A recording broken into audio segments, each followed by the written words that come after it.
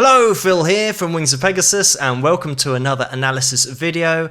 On the agenda tonight we have Eric Clapton from 1990, and this was a performance at the Royal Albert Hall. Thanks for the suggestion to watch this video. Keep those coming in the comments below. So if you get a chance to watch this video, I'll put the link in the description below this, because it's a really tight band. It's really worth a watch just to appreciate the musicianship on the show. But we're going to have a little look at Eric. I've fast forwarded it to the point where he now starts to get into a solo, so let's see how he gets on.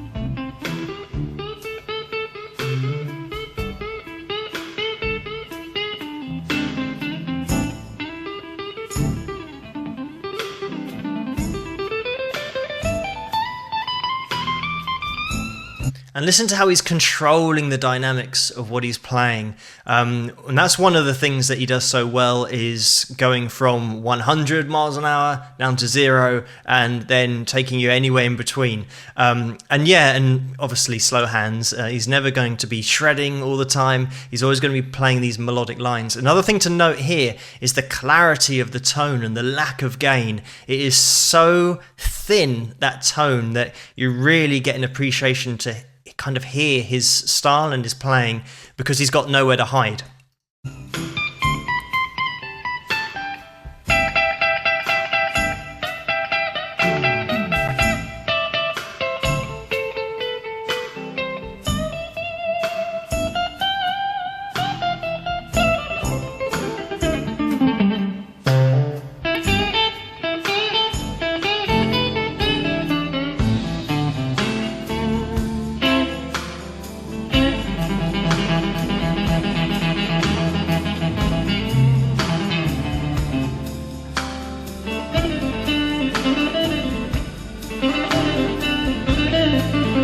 And Clapton's one of those players that he plays with feel. Lots of players work out a solo and just play that line and just play kind of 2 or 3 minutes of a rehearsed line.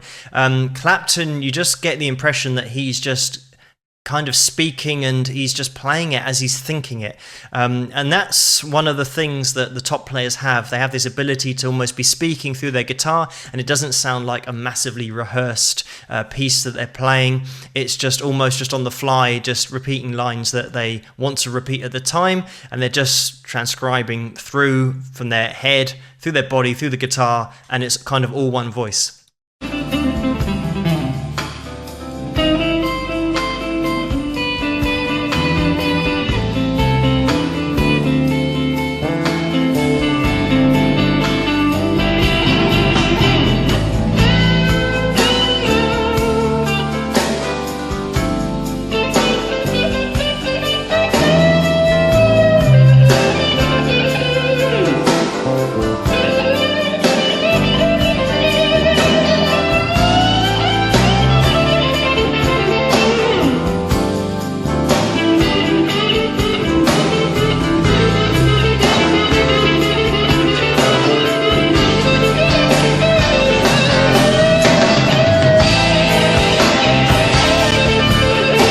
And now you can hear how he's starting to take that dynamic up. You know, he started really small and quiet, and now the tone's starting to thicken out to get that crescendo kind of at the end. So yeah, he's got total control, and also he's got control of vibrato, which I mentioned in other videos about the top players have always got 100% control of their vibrato. Another thing about Eric is that when you go to see a Clapton gig, you know what you're going to get. He's not one of these players that blows hot and cold and is sometimes good and then kind of mediocre. You always know that Clapton's going to be great and you're going to hear exactly what you want to hear from him. And some people might not like that. Some people like guys that have totally different styles when they play live to a record. But Clapton's got the advantage that he can make it up on the fly. And that's what he tends to do live, especially in these kind of almost jam scenarios that happen within these songs. You know, a 3 or 4 or 5 minute song can turn into a 12-minute song just because there's so much jamming in the middle of that track, and that's all just on the fly, just made up, and he's got the ability to be able to do that. So yeah, we'll hear a little bit more just because he's starting to push it a little bit, and the dynamics are now starting to kind of open up and be a little bit more in your face.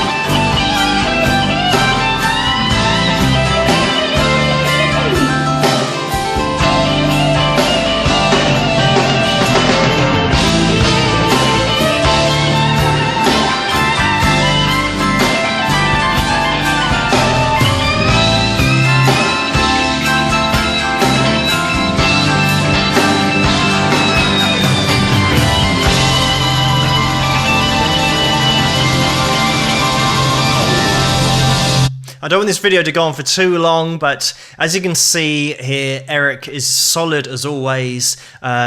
Like I said before, you know what you're going to get with Eric. He's always really, really consistent with his playing. Really nice lines all the time, and he just plays on the fly, which is an attractive thing to watch anyway, just to never know where he's going to go or what he's going to play. But yeah, really impressive stuff from Eric. This is from 1990. Thanks for this suggestion. If you like this video, please give it a thumbs up and subscribe, and I will see you guys at the next one. Rock!